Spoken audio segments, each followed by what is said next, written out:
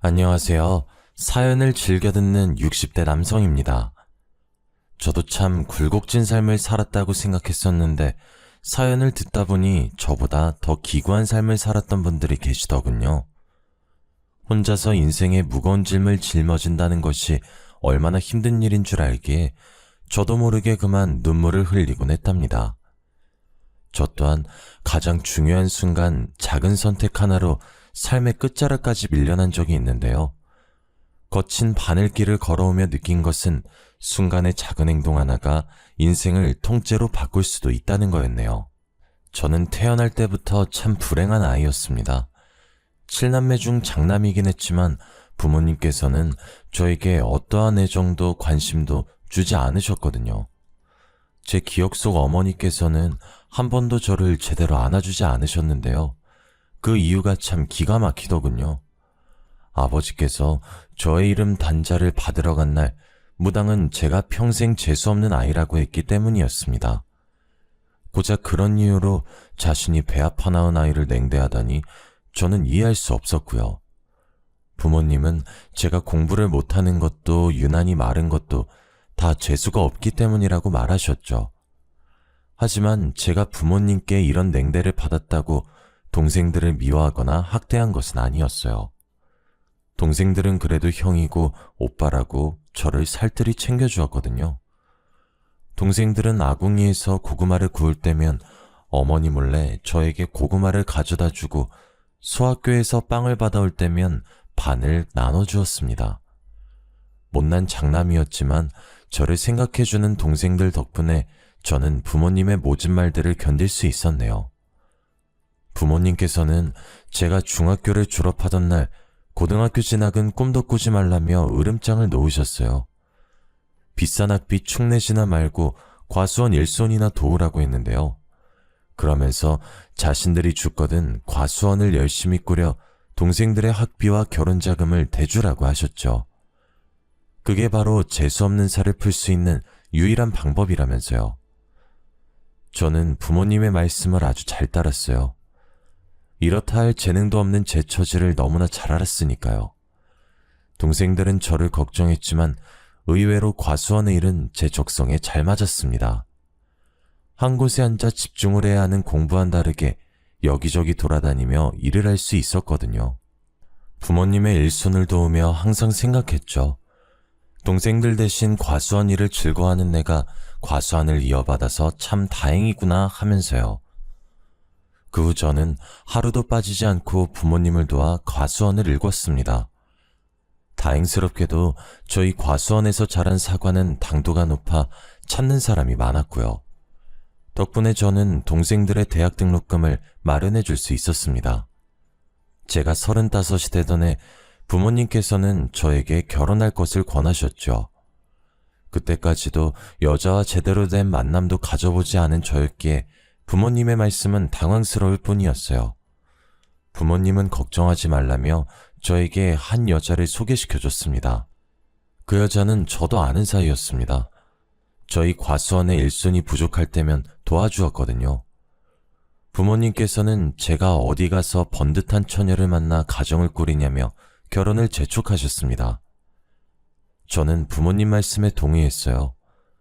여자분은 고아인 자신을 받아만 준다면 정말 감사할 거라고 말하더군요. 여자는 햇빛 밑에서 사과를 따서인지 얼굴빛이 검은 빛을 띠고 있었는데요. 저는 못난 제 처지를 이해해주고 살림을 합친다는 여자만 있다면 낯빛 같은 건 상관없다고 생각했습니다. 결혼한다는 것만으로도 감사한 일이니까요. 그렇게 저희는 부모님의 뜻에 따라 부부의 인연을 맺게 되었네요. 하지만 저희는 신혼생활을 즐길 여유가 없었습니다. 결혼하고 얼마 지나지 않아 부모님께서 돌아가셨거든요. 갑작스러운 부모님의 변고에 눈물조차 나오지 않았죠. 저보다는 아직 어린 동생들이 걱정이었고요. 저는 슬퍼하는 동생들을 위로한 후 장례를 마쳤습니다. 그 후로는 과수원을 이어받아 열심히 사과를 수확했어요. 아내는 상심한 저의 옆을 낮이고 밤이고 지키며 위로해 주었어요. 저는 아내의 위로에 큰 힘이 났고요. 아내는 자신 또한 부모님이 일찍 돌아가셔 부모를 잃은 슬픔을 잘 안다고 했습니다. 저희는 서로를 다독거렸고 비슷한 처지였던 저희는 사랑보다 끈끈한 무언가로 얽혀 있었죠. 그리고 결혼한 지 1년이 되던 해 아내는 저에게 첫 아들을 안겨주었습니다. 아들이 태어난 후 저희 부부는 더욱 돈독한 사이가 되었어요. 저희에게는 아들을 잘 키우자는 목표가 생겼으니까요. 아내와 저는 과수원을 키우기 위해 노력했죠. 하늘도 저희 부부의 노력을 알았는지 저희 사과가 지역 특산물로 선발되며 큰 인기를 끌게 되었습니다. 하지만 저희 부부에게 좋은 일만 일어난 것은 아니었습니다. 아들이 5살이 되던 해 아내는 아무 이유 없이 쓰러지는 경우가 많았어요. 병원에서는 그 원인을 알 수가 없었죠. 전 아내의 상태가 너무 걱정되었습니다. 한편으로는 저같이 못난 놈을 만나서 고생을 하는 것 같았거든요. 점점 뼈마디가 보이는 아내를 볼 때마다 미안한 마음이 들었죠. 저는 아내의 병을 낫게 하기 위해 노력했어요. 하지만 좋다고 소문이 난 약재를 구하 아내에게 먹이고 좋다는 병원을 데려가 봤지만 소용이 없더군요. 하늘이 무너지는 기분이었습니다. 아내는 점점 더 생기를 잃어갔고 그 모습을 지켜보는 저는 애만 탈 뿐이었어요. 문득 전 밝고 생기 넘치던 예전의 아내를 보고 싶다는 생각이 들었어요. 저는 아내에게 장날에 맞춰 밖을 나갈 것을 제안했어요. 아내가 평소 장날에 구경 가는 걸 좋아했거든요. 오랜만에 밖에 나온 아내는 기뻐 보이더군요. 오랜만에 보는 밝은 표정이었습니다. 그런데 구경을 하던 중 저희 앞으로 중년의 여인이 지나갔는데요. 화려한 한복을 입고 있는 그 여자는 누가 봐도 무당처럼 보이더라고요. 무당은 아내의 앞을 지나가며 딱 한마디를 했습니다. 신병이 나도 단단히 났네. 어째 지금까지 살았냐? 예? 그게 무슨 말입니까? 제가 신병이라뇨. 거 순진한 사람에게 아무런 말 하지 마쇼. 딱 봐도 만만한 사람 한 명 골라 한몫 단단히 챙길 요량인가 본데 괜히 아픈 사람 건들지 말고 가던 길 가십시다. 저는 수상해 보이는 무당을 경계하며 아내를 감싸 안았습니다. 무당은 기가 차닿는 듯 웃더라고요. 무당은 저고리 안쪽에 방울을 꺼내 흔들며 아내 앞으로 다가왔어요. 갑자기 무당이 방울을 흔들자 시끄러운 소리가 귓가를 어지럽혔습니다. 하지만 아내만큼은 두 눈을 감으며 평안한 표정을 지었어요. 남편이란 작자가 지 아내 죽어가는 줄도 모르고 아주 명줄을 잡아먹는구만. 지금까지 안 죽고 버틴 것도 용해. 내가 살다 이리 재수없는 사내는 또 처음 보는구만. 지 애미애비는 물론 아내까지 죽일 팔자를 타고났어. 이렇게 천한 팔자를 타고났어야. 무당은 아내가 가엾다는 듯 머리를 쓸어 넘겼습니다. 그러면서 눈물을 글썽거렸고요. 이 불쌍한 건 일찍이 애미애비도 여의고 혼자서 얼마나 힘들었을꼬. 신기가 이리도 강한데 자기 짝도 아닌 사내와 한 입을 덮고 살아 얼마나 괴로웠을지 눈에 선하구나 아가. 지금까지 혼자서 아주 잘 참았다. 이제는 내가 널 살려주마. 예, 제발 그렇게 해주세요. 이대로 가다간 정말 죽게 생겼어요. 아들 생각해서 참으려고 하지만 하루하루 산중상이 되어가는데 차라리 죽으면 편할까 생각한 적이 한두 번이 아니었어요. 제발 저 좀 사람처럼 살게 해주세요. 아내는 이미 무당에게 휘둘려 있었습니다. 지나가던 사람들이 쳐다보는 것도 아랑곳하지 않고 무릎을 꿇었어요. 더러운 시장바닥에 머리를 조아리기까지 했습니다. 저는 함부로 아내의 마음을 들쑤시는 무당에게 버럭 화를 내버렸습니다. 그러자 무당은 저를 위아래로 훑어보았네요. 아내가 불쌍하다면서요. 지 처가 죽어가는데 끝까지 눈 하나 깜짝 안 하다니. 이제 옆에서 제 처 죽는 꼴만 지켜보면 되겠다. 뭐 그게 싫으면 5천만 원 들고 다시 찾아오시던지. 무당은 아내에게 자신을 신어머니로 모시면 살 수 있다고 말했습니다. 아내는 금방이라도 따라 나갈 듯 굴더라고요. 저는 열심히 아내를 붙잡았어요. 그러자 아내는 발악을 하며 저항했죠. 온갖 설득 끝에 간신히 아내를 집으로 데려올 수 있었네요. 아내는 집으로 온 후부터 계속해서 저를 원망했습니다. 제가 고생만 한 자신을 죽이려고 난리라면서요. 그러면서 당장 5천만 원을 내놓으라고 하더군요. 숨이 턱 막혔습니다. 5천만 원이라니 너무나 큰 돈이었어요. 아내는 당장 무당에게 가야 한다며 악을 썼는데요. 물론 5천만 원이 큰 돈이긴 했지만 제가 돈 때문에 아내를 말리는 것은 아니었어요. 사실 제가 아내를 말리는 데는 다 그만한 이유가 있었네요. 부모 없이 시골에서만 자란 아내는 세상 물정이 약했거든요. 사람을 쉽게 믿는 아내는 못된 마음을 먹는 사람에게 표적이 되기 좋았고요. 한 번은 다단계에 휘말려 전 재산을 날릴 뻔한 적도 있었습니다. 전 아내에게 정말 신병이 맞다면 다른 무당을 찾아가 보자 설득했어요. 하지만 아내는 그 무당이 아니면 안 된다며 고집을 부렸죠. 더 말리려 했지만 아내는 급기야 주방에서 날카로운 걸 들고 오더니 손목을 긁었지요. 이렇게 사느니 차라리 그냥 죽겠다면서요. 곧바로 응급실에 갔지만 아내는 치료를 거부하며 난동을 부렸어요. 처음 있는 아내의 강한 반항에 속이 바싹바싹 타들어갔습니다. 이대로 가다간 아내가 정말 죽을 것 같았거든요. 저는 하는 수 없이 수소문 끝에 무당을 찾아내고 그 손에 5천만 원을 넘겨주었습니다. 그 후 아내는 무당을 신어머니로 모셨죠. 마리주와 신딸이지 허드렛 일을 하는 일꾼이나 다름이 없었어요.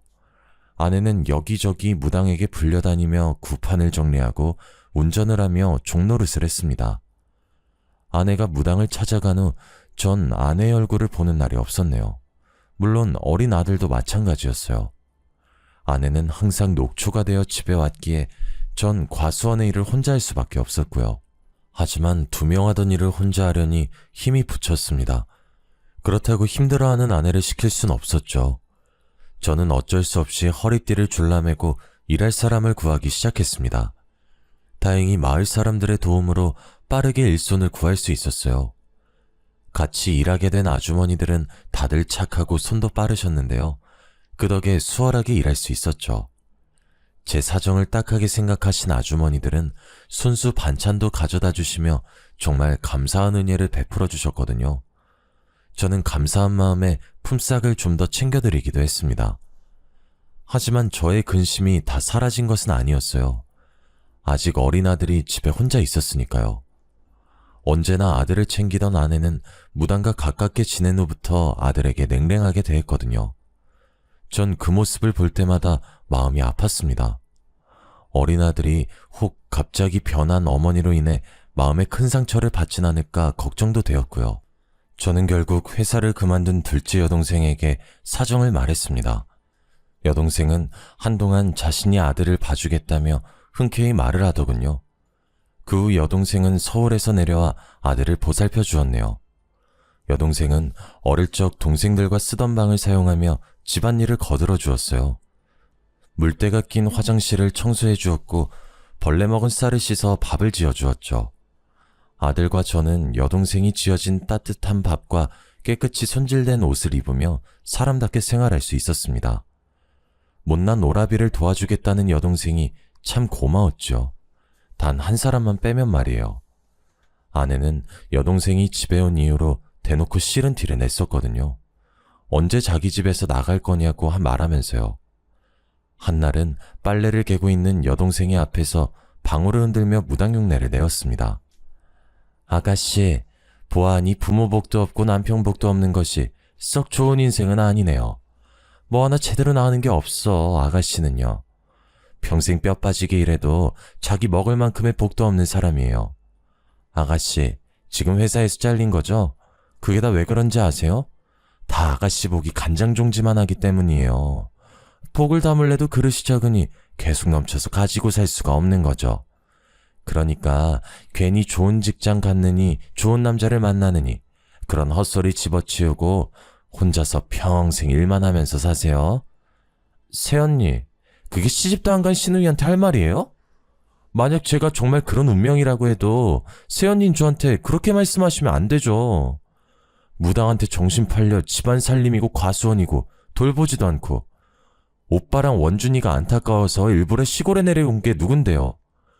새언니가 이런 사람인 줄 알았으면 오빠랑 결혼한다고 했을 때 무슨 소리 써서라도 막았을 텐데 새언니랑 같이 사는 우리 오빠가 불쌍하네요. 어머, 아가씨, 팔이 안으로 굽어도 말은 똑바로 해야죠. 이 사람이 저를 만나서 고생한 게 아니라 제가 이 사람을 만나서 고생한 거라고요. 복도 지질이 없고 아내 귀한 줄도 모르는 남자 만나서 인생이 망한 거는 저라고요. 아가씨 오빠야말로 저한테 너무하죠?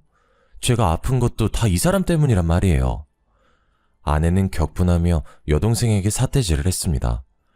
저는 아내가 정말 너무한다는 생각이 들었고 열심히 아내를 말렸습니다. 여보, 그만해. 그동안 정민이가 원준이한테 얼마나 잘했는데 그것도 잊어버린 거야?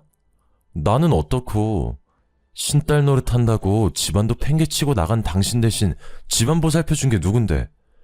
적어도 정민이한테 고마운 마음 있으면 말조심은 알아서 해야 하는 거 아니냐고. 하, 그 밥에 그나물이라더니 아주 지 동생이라고 싸고 도는 꼴하고는. 돈 내고 볼 사주 그냥 봐준 건데 그걸 곱깝게 들어서 아내한테 소리 지르는 꼴이라니. 내가 말 좀 아낀다고 정해준 운명이 어디 쉽게 바뀌는 줄 알아? 진작에 신엄마 말을 들었어야 되는데 뭐가 좋다고 이런 집구석에 붙어서 살아왔었는지 과거로 돌아갈 수 있었으면 좋겠어. 당신 같은 인간이랑 안 엮이게. 과수원 물려준다는 당신 부모 말에 홀랑 넘어가 시집간 내가 한심한 년이지. 쥐뿔도 없으면서 동생들만 줄줄이 굴비마냥 달고 있는 줄 누가 알았겠냐고. 그나마 원준이 때문에 버티고 살았는데 이제 그럴 필요도 없겠어. 애비 사주가 그 모양인데 자식이라고 벌 수 있겠냐고. 평생 칼자루 잡고 휘두르는 아들 뭐가 이쁘다고 그동안 끼고 돌았는지. 어머, 오빠, 세연이 말하는 거 들었어? 진짜 미쳤나봐. 저게 사람이야? 세연님, 진짜 사람 탈을 쓰고 어쩜 그런 막말을 할 수가 있어요? 짐승도 키워준 은혜는 안다고 하는데 솔직히 세연이가 우리 오빠랑 결혼 안 했으면 지금 이만큼이라도 살 수 있었을 것 같아요? 아마 지금도 단칸방 월세나 내면서 하루 벌어 하루 먹고 살았겠죠. 누구 운명 운운하기 전에 자기 인생부터 좀 돌아보라고요. 아내와 여동생의 싸움은 몸싸움으로 번져나갔습니다. 저는 두 사람의 싸움을 말렸는데 화가 잔뜩 난 여동생이 당장 이혼하라며 난리를 피우더군요. 아내는 오히려 자신이 먼저 나갈 거라며 옷장을 열어 옷가지를 꺼내기 시작했어요. 방 안에 있던 어린 아들은 그 광경을 목격한 후 펑펑 눈물을 흘렸습니다. 전 어린 아들을 보며 아내에게 무릎을 꿇었네요. 어린 아들에게는 엄마가 필요하니까요. 여동생은 경악하며 지금이라도 이혼하라며 난리였지만 저는 끝까지 앉아 아내에게 싹싹 빌었습니다. 그러자 아내는 재수없는 여동생을 내보내면 생각해보겠다고 하더군요. 저는 어쩔 수 없이 여동생에게 미안하다 사과하며 다시 서울로 올라가라고 말했어요. 그러자 여동생은 저더러 바보라고 말하면서 정신 나간 여자가 뭐가 좋다고 감싸냐고 했네요. 저는 그런 여동생에게 미안하다고 말하면서 돈 봉투를 내밀었죠. 그동안 고마웠다면서요. 그 후 저는 전보다 훨씬 바빠졌습니다.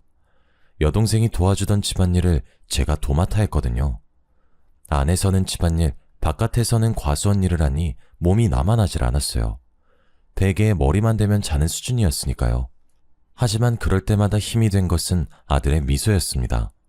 아들은 유치원에 갔다 올 때면 퇴근한 저를 앉혀놓고 자신이 배운 한글을 읽어내렸거든요. 아들은 저와 다르게 참 총명한 아이였죠. 유치원에서 배운 것만으로도 한글을 깨우치고 숫자놀이를 했으니까요. 저는 아들을 보며 공부머리가 저를 닮지 않아 참 다행이라고 생각했습니다. 아내는 아들이 칼이나 휘두를 천한팔자라고 했지만 전 상관없었어요. 저와 다르게 똑똑한 머리를 가진 아들은 무슨 일이든 잘할 거라고 장담할 수 있었으니까요. 저는 아들이 무슨 결정을 내리건 행복하게만 살 수 있다면 상관없다고 생각했네요. 한편 아내는 무당을 따라다니며 딴 사람이 되어갔어요. 신혼 초에 보이던 수수한 모습은 온데간데 없어져 버렸고요. 화장이라고는 모르던 아내는 어느새 얼굴 전체를 화장으로 떡칠하고 다녔습니다. 검었던 얼굴은 허여멀겋게 분칠을 하면서요. 그뿐만이 아니었습니다. 평소 소심한 성격으로 동네 사람들에게 말도 못 걸던 아내는 마을을 휘젓고 다니며 마을 사람들에게 행패를 부렸죠. 나이가 많이 드신 어르신께는 살 날이 얼마 안 남았다며 말을 했고 자식이 타지에 나가 있는 분들께는 자식 복이 없다며 악담을 했습니다. 좋은 일이면 모르겠지만 아내는 항상 남들에게 안 좋은 점만을 말하면서 다녔습니다. 마을에서 아내에 대한 인식은 날이 갈수록 나빠만 졌어요. 저만 보면 아내가 이상해졌다며 한마디씩 거들 정도로 말이에요. 고심 끝에 저는 아내에게 조심스럽게 이야기를 꺼냈습니다. 당신 신엄마 따라다니면서 배우는 건 좋지만 마을 사람들한테는 그냥 아무 말 하지 마. 생각해봐. 세상에 자기 빨리 죽고 복 없다는 걸 듣고 싶어하는 사람이 어디 있겠어? 만약 보인다면 그저 그러려니 하면서 넘어가. 우리 앞으로도 계속 이 마을에서 살 텐데 마을 사람들이랑 잘못 얽혀서 좋을 게 없잖아. 안 그래? 당신 설마 내가 사기라도 친다는 거야?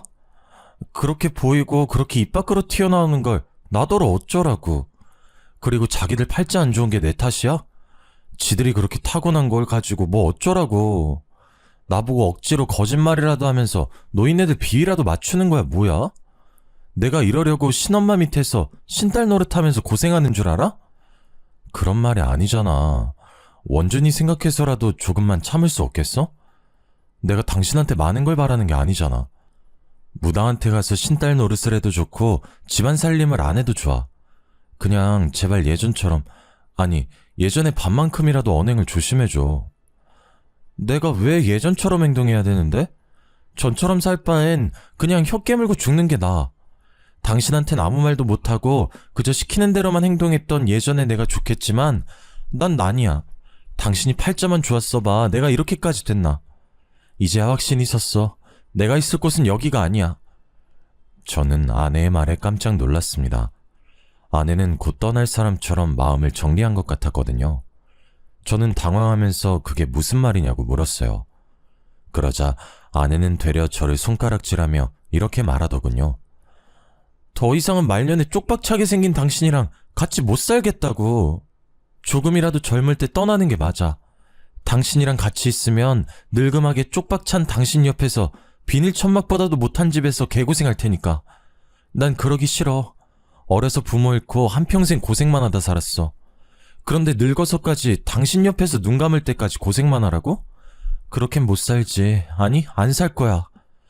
저에게 소리친 아내는 곧장 집을 나갔습니다. 당황한 저는 아내의 뒤를 따라갔어요. 곧바로 아내의 뒤를 밟았지만 날이 어두워서인지 아내의 행적을 찾을 수가 없었어요. 저는 그런 아내가 걱정돼 계속해서 마을을 돌아다니면서 아내를 찾았죠. 하지만 땀방울이 등을 적시고 종아리가 터질 것처럼 아파왔지만 아내는 찾을 수 없었습니다. 아내에게 바로 전화를 하려 했지만 주머니를 뒤져보니 핸드폰이 없더라고요. 빠르게 집으로 달려가 아내에게 전화를 걸었습니다. 전화를 20통 넘게 걸고 문자를 수백 통이 넘게 보냈지만 아내에게는 아무런 소식도 없었어요. 제 걱정스러운 마음은 이루 말할 수가 없을 정도였죠. 아내의 빈자리를 눈치채서인지 아들 또한 아내를 찾기 시작하더군요. 그날 전 뜬 눈으로 밤을 지새우며 아내를 기다렸습니다. 아침이 밝아오고 전 집에서 아내를 기다리고 싶은 마음이 굴뚝 같았어요. 그렇지만 사과를 수확해야 하는 시기이기에 그럴 수가 없었죠. 저는 혹시나 아내가 돌아올까 하는 마음에 쪽지 하나를 남겨둔 채 과수원으로 떠났습니다. 하지만 집으로 돌아와 보니 저를 반기는 것은 빈 통장과 어지럽혀진 집뿐이었습니다. 아내는 피같이 모은 전 재산을 가지고 혼자서 도망친 것이었어요. 아내가 무당을 만난 후 이상해졌지만 그럼에도 아내를 믿어줬는데 그래서인지 아내에 대한 배신감은 너무나 컸습니다. 멀쩡한 살이 찢어지는 것처럼 정말 처절한 기분이었어요. 심지어 쪽잠을 청할 때 아내는 제 꿈까지 불쑥불쑥 튀어나와 재산을 가로채며 도망갔죠. 도망가는 아내를 잡으려고 했지만 소용없었습니다. 발바닥이 바닥에 붙은 듯 움직이지 않았거든요. 그렇게 아내를 잃은 저는 한동안 망연자실한 시간을 보냈네요. 폐인처럼 살던 저를 일으켜 세워준 것은 아들이었습니다. 아들은 그저 누워만 있는 저에게 냉장고를 뒤져 먹을 만한 음식을 가져다주며 제 옆을 지켜주었는데요. 저는 그런 아들을 보면서 다시 살아보자는 의지를 불태웠네요. 처음에는 혼자서 아들을 어떻게 키울 수 있을까 앞이 막막했습니다. 생각을 하려고 해도 눈에 안대를 씌운 듯 캄캄하게만 느껴질 뿐이었어요. 하지만 아들을 굶길 수 없었던 저는 억지로 정신을 차리기 위해 애썼습니다. 자존심을 버리고 동생들에게 돈을 빌리는 것부터 시작했죠. 제 사정을 들은 동생들은 군말 없이 돈을 빌려주었습니다. 주말이 되면 동생들은 하나같이 저희 집으로 모여들었어요. 여동생들은 반찬을 가져오며 살림살이를 채워줬습니다. 남동생들은 과수원에 모여들어 저의 일손을 도와주었고요. 그렇게 저는 동생들의 도움으로 천천히 자리를 잡을 수 있었습니다. 제 마음 한구석 깊이 상처를 준 아내 또한 차츰차츰 잊어가게 되었죠. 제가 과수원을 돌보는 사이 아들은 말썽 한번 부리지 않고 커갔어요. 엄마의 빈자리가 그리울 만도 한데 못난 아비를 생각해서인지 힘든 기색 한번 보이질 않는 아들의 모습은 참 짠할 정도였습니다. 그럼에도 아들은 늘 스스로 노력해 매번 전교 1등 성적표를 쥐어주면서 절 기쁘게 해주었네요. 아내는 아들이 칼이나 잡을 천한팔자라고 말했지만 저는 상관없었습니다. 가장 힘든 순간 힘이 되어준 아들은 세상에서 가장 소중한 보물이었으니까요. 하나밖에 없는 소중한 아들은 제 삶의 유일한 희망이자 삶의 이유였죠. 저는 아들을 생각하며 더 이를 악물고 일을 했어요. 결국 전 농약 없이 당도 높은 사과를 만들어냈고 저희 과수원 사과는 입소문을 타고 점점 유명해졌습니다. 그러던 중 대기업 소속 식품회사에 다니던 동생은 저희 과수원의 사과로 사과 주스를 만들자고 사업을 제안했어요. 농약 없이 당도 높은 사과로 주스를 만든다면 대박이 날 거라면서요. 처음에는 동생의 제안을 거절하려 했지만 동생은 이렇게 말하더군요. 평생 시골 과수원에서 썩느니 한번 도전해보는 게 어떠냐고요. 결국 저는 새로운 것에 도전하기로 마음을 먹었습니다. 제안을 받아들인 저는 동생과 함께 과수원 옆 작은 공간을 빌려 사과 주스를 만들기 위해 노력했어요. 수차례의 실패와 좌절 끝에 저는 동생과 함께 사과 주스를 출시했네요. 결과는 그야말로 대박을 쳤습니다. 특히 어린아이들을 기르는 엄마들 사이에서 인기가 좋았어요. 농약을 넣지 않아 어린아이들이 먹기 좋다고 소문이 났거든요. 그 후 저는 동생과 함께 사업을 시작했습니다. 그리고 처음으로 이사를 결심했죠. 아들에게 더 나은 교육 환경을 제공하고 싶은 마음 때문이었어요. 제 바람대로 이사를 온 후 저는 처음으로 아들을 입시학원에 보내주었습니다. 원래 머리가 좋던 아들은 학원 아이들을 금방 따라잡더군요. 도시에서도 내놓으라 하는 인문계에서 전교 1등을 도맡아 하던 아들은 결국 서울대 의대를 가게 되었습니다. 정말 감사하고 기쁜 일이었죠. 동생들은 하나같이 아들을 축하해줬고요. 제 사업 또한 점점 커져만 갔어요. 사업이 점점 커짐에 따라 믿을 만한 사람들이 필요하다고 생각했는데요.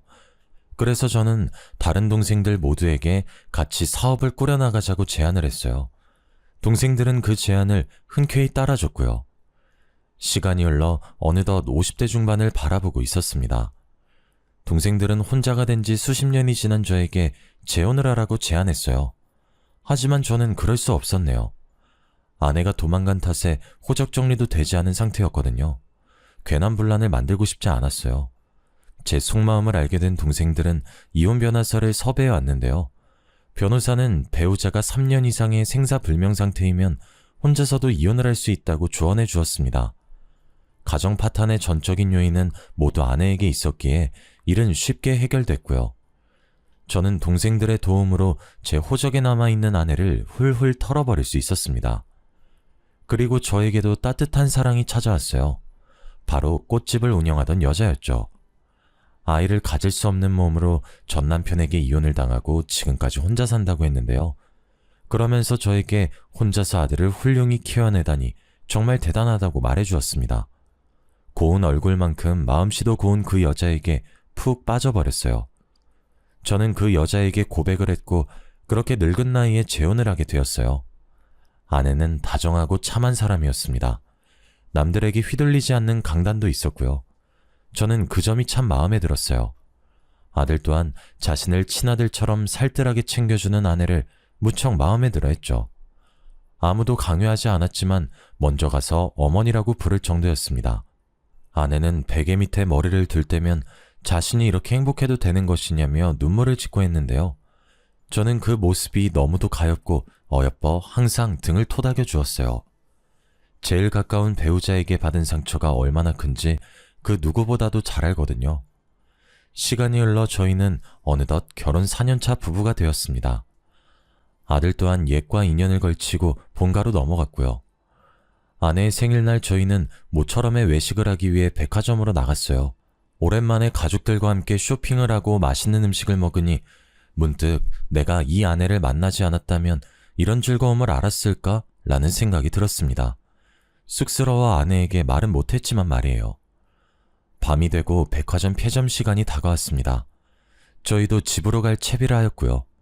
그런데 백화점에서 얼마 떨어지지 않은 곳에서 풀빵을 파는 노파가 있더군요. 늦은 시간까지 풀빵 장사를 하다니 전 의아했는데요. 아내는 마침 간식이 먹고 싶었는데 잘 됐다며 한 봉지 사가자고 했죠. 이럴 때 아니면 언제 먹느냐면서요. 날씨가 더웠기에 저는 차 안에 에어컨을 틀어두고 아들과 둘이 풀빵을 사기 위해 나왔습니다. 가까이 다가가니 노파는 딱 봐도 산전수전을 다 겪은 모양이었어요. 고개를 숙이고 있는 노파의 머리는 허옇게 새어 듬성듬성하게 두피가 보이고 있었습니다. 풀빵을 굽는 손가락 끝은 다 꼬부라져 있었고요. 저는 짠한 마음에 지갑에 들고 있던 현금을 다 꺼내 노파에게 건네주었습니다. 노파는 은인을 만났다며 감사해했죠. 그러면서 보답으로 자신이 운명을 봐줄 수 있다고 말하더군요.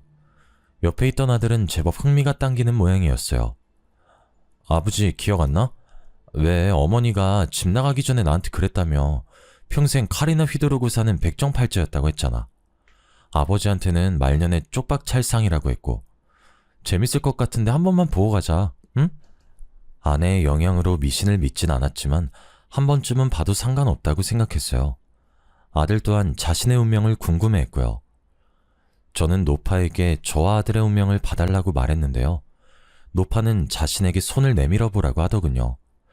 거칠거칠한 노파의 손바닥에 제 손을 올리자 노파는 탄식하면서 말을 이었죠.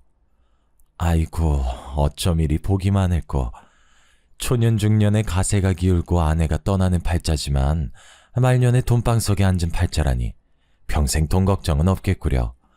게다가 자식복도 많아. 평생 아들에게 효자받으며 살 팔자라니 정말 부럽구려. 부러워.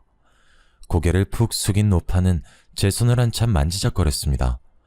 그리고 노파가 고개를 드는데 전 노파의 얼굴을 본 순간 경악할 수밖에 없었어요. 바로 집을 나갔던 전 아내였거든요.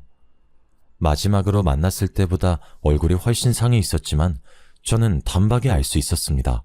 아내라는 것을요. 저는 너무 놀라 여보라고 소리치고 말았어요.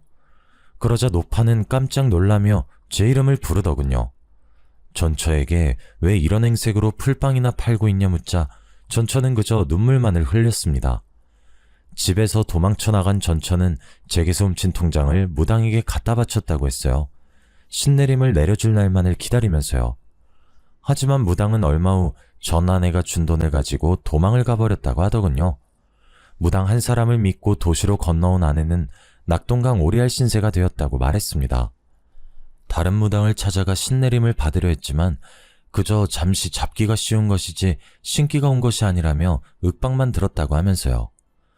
결국 오갈 데가 없어진 아내는 부잣집 식모로 들어가 어렵게 삶을 이어갔다고 설명했네요. 그러던 중 주인집 아들은 아내가 아이를 낳지 못한다는 이야기를 듣고 홧김에 불이 붙은 장작을 휘둘렀는데요. 그 앞을 지나가던 아내가 튀어오른 불씨를 맞고 그만 실명을 했다고 말했습니다. 그 후 눈이 먼 전 아내는 주인집에서 얼마 안 되는 돈을 받고 쫓겨났는데요. 그마저도 사기를 당해 전부 날려버렸다고 했어요. 실명으로 눈앞이 안 보여도 신기하게 다른 사람의 손을 잡으면 얼추 그 사람의 흘러가는 인생 정도는 알 수 있게 되었다며 눈물을 글썽이더군요. 그 재주로 풀빵 장사를 하면서 간간히 사주를 봐주며 살았던 것이죠. 아이고, 내가 그때 그 무당년 말만 안 들었어도 이런 생고생은 안 하는데 그때 뭐에 홀려서 남편이랑 피덩이 같은 아들을 버리고 도망쳤는지 내가 미친년이지. 전처는 아들과 저를 버리고 무당을 따라간 것이 천추의 아니라며 가슴을 두드렸어요. 물론 전처가 원망스럽긴 했지만 이런 식으로 망가지길 바란 건 아니었거든요. 아들 또한 마찬가지였고요. 전처는 때가 꼬질꼬질하게 낀 티셔츠로 눈가를 닦더니 그래도 다행이라며 한박 웃음을 지었죠. 그래도 늙음하게 부자 남편이랑 의사 아들을 만나다니. 내가 말년에 두 사람 만나려고 지금까지 쌩고생하면서 이리저리 발벗고 뛰어다녔나 보네. 당신도 내가 얼마나 그리웠겠어. 나도 당신한테 받은 상처 같은 거는 다 잊을 테니 당신도 다 잊고 우리 다시 새 출발하는 기분으로 살자고요. 아들, 그동안 엄마 없어서 많이 보고 싶었지? 어디 이리 가까이 좀 와봐. 애미가 눈이 멀어서 아들 얼굴도 못 보니 만져보기라도 하자꾸나. 우리 아들이 칼 잡는 팔자를 타고났다 무당년이 짓거렸었는데 의사가 되었을 줄이야. 내가 꿈에도 생각을 못했네. 호강은 무슨 호강이에요? 아빠 재혼한 지가 언젠데. 뭐? 그게 무슨 말이야? 네 아빠가 재혼을 했다니. 아니, 내가 이렇게 멀쩡하게 살아있는데 누가 재혼을 한다는 거야? 당신 설마 나 없다고 빈집에 딴 여자라도 얹히고 살았던 거야? 당신 마누라는 거지처럼 여기저기 떠돌아다니면서 손가락 꼬부라지도록 일만 하면서 살았는데 당신이 나한테 어떻게 그럴 수가 있어? 그래도 명색에 내가 아는데 끝까지 기다렸어야지. 그럼 아빠는 도망간 마누라 죽었는지 살았는지도 모르는데 그냥 기다리면서 평생 혼자 지내야 된단 말씀이에요? 먼저 남편하고 아들 버리고 간 게 누군데 이러세요. 저희 아빠가 왜 그런 호의를 베풀어야죠? 저요, 이날 이때까지 살면서 엄마한테 밥 얻어먹은 일이 기억이 손에 꼽아요. 제 기억 속에 엄마는 맨날 무당집에 불려나가고 집에서는 저한테 칼 휘두르는 백정팔자라면서 학대했던 것밖에 없다고요. 말년에 고생하기 싫다면서 우리 버리고 갈 땐 언제고 이제 와서 아빠가 벌어놓은 돈으로 호강하면서 살겠다고요? 절대 안 될 말이죠. 원준이 말이 맞아. 먼저 우릴 버린 건 당신이잖아. 당신 나가고 우리가 얼마나 힘들게 살았는 줄 알아? 혹시라도 도망 나갔던 당신이 우리 생각나 돌아올까 몇십 년 동안 이사도 안 가고 그 시골집에서 기다렸어. 나는 꿈에서도 도망가는 당신 붙잡으려고 안간힘을 썼고 근데 다 부질없는 짓이더라. 당신은 끝까지 안 왔거든. 원준이랑 내 마음속에 당신은 이미 죽은 존재야. 당신이 사람답게 살게 돕긴 하겠지만 이전처럼 우리 세 식구 같이 사는 일은 없어. 제 말에 전처는 땅을 치면서 후회하는 듯 했어요. 자신의 인생이 너무 한탄스럽다면서요. 그리고 뒤이어 아내가 차에서 나오더군요. 오랫동안 오지 않은 저희가 걱정되었던 모양이었죠. 아내는 전처를 보더니 깜짝 놀라며 김씨네에서 일하던 식모가 맞냐고 물었어요. 세상에, 여기서 만날 줄이야. 나 기억 안 나요? 왜, 나랑 같이 살았었잖아요, 김씨네에서. 나 그 집 며느리였는데. 그때 내 사주 봐줬던 걸로 기억하는데 맞죠? 나한테 애도 못 낳고 남편한테 소방 맞아서 쫓겨날 팔자라고 했잖아요. 그때는 그 말이 참 기분 나빴는데 지금 생각하니까 맞는 말이었어요. 애 못 낳는다고 쫓겨난 건 사실이니까. 그래도 다행이지 뭐예요. 말년에 이렇게 멋진 남편이랑 든든한 아들까지 생겼으니 말이에요. 생각지도 못한 아내와 전처의 인연에 저희는 말을 잇지 못했습니다. 전처는 하염없이 울기만 했고요. 그런 모습이 불쌍했는지 아내는 자신의 힘이 닿는 데까지 도움을 주고 싶다고 말하더군요. 그 후 전처는 아들의 도움을 받아 대학병원에 갔습니다. 실명한 눈을 되살릴 수 있는지 보려고요. 하지만 검사 결과 전처의 눈은 완전히 실명 상태였어요. 손가락 또한 너무 많이 써서인지 관절염이 이미 진행된 상황이었죠. 전처의 몸은 수십 년의 세월을 증명해주듯 망가질 대로 망가져 있었습니다. 결국 일상생활을 할 수 없었던 전처는 요양원으로만 가야만 했어요. 과거에 저를 버리고 떠나간 전처를 고급 요양원에 보내줬습니다. 아내는 계속해서 전처가 불쌍하다며 짠하게 말하길래 모든 사실을 털어놓기로 결심했습니다. 제 과거를 알게 된 아내가 떠날까봐 두렵긴 했지만 언제까지 비밀로 하고 살 순 없는 노릇이었으니까요. 모든 사실을 털어놓자 아내는 저를 이해해 주었습니다. 그러면서 우리의 인연이 생각지도 못하게 얽혀 있었다고 말했어요. 아내는 평생 고생만 하면서 살았던 사람이 부족하지 않게 지원해 주라며 오히려 전처를 더 챙겨주었죠. 저는 아내의 고운 마음씨에 감동하고 말았습니다. 그 후 아내를 설득해 한 달에 한 번씩 전처를 보러 가게 되었어요. 애석하게도 전처는 아직도 그놈의 복타령을 하면서 신세 한탄을 풀어놓기만 하더라고요. 평생 고생만 하다가 못된 사람에게 걸려 망가진 전처를 볼 때마다 참 마음이 아파옵니다. 제가 하는 조언을 조금만 들었더라면 이렇게까지 비극으로 치닫진 않았을 텐데 참 가슴이 아려오곤 하네요. 하지만 전처와 저는 이미 끝난 인연이기에 그 이상 도와주는 건 안 될 말이겠죠. 어떤 사람들은 사람은 정해진 복대로 사는 것이라고 말하는데요. 저는 그렇게 생각하지 않습니다. 사람은 노력과 기회로 나아가고 또 그걸 토대로 성장해 나아가는 거니까요. 사연을 들으시는 여러분께서도 꼭 주어진 기회를 놓치지 말고 자신이 원하는 방향의 삶을 사시길 바랍니다. 운명은 스스로 개척해 나아가는 거니까요. 길었던 제 사연 들어주셔서 감사합니다.